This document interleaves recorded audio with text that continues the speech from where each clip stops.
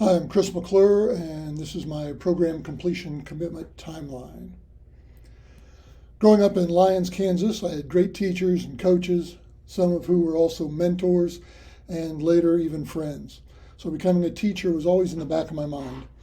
But accounting, or anything numbers related, was my first love.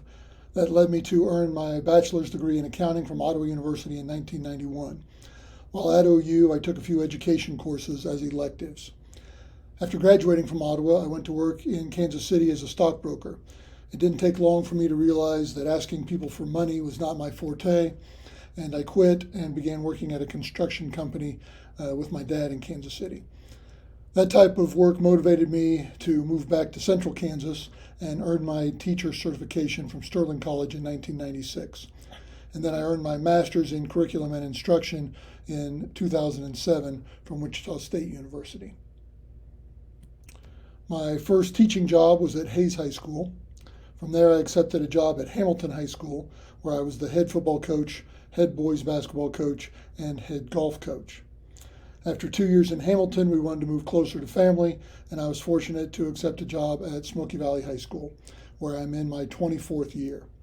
I have been an assistant football and head softball coach every year at Smoky Valley, while also assisting with boys basketball from 2013 to 2015 and helping with middle school wrestling periodically. Since getting certified to teach, becoming a building leader was always the plan. But life happens and it never seemed like the right time. Late in 2021, I decided it was now or never, so here I am. I started this program last spring with the intent of finishing up this spring. I have recently started my e-portfolio and hope to finish it by the end of April. I'm not sure when or if I will transition to administration. In 2.5 years, I am CAPERS eligible and can also take early retirement from Smoky Valley. So what happens in the next few years, I really don't know. But having the building level certificate will give me a few more options when it's time to make some of those decisions.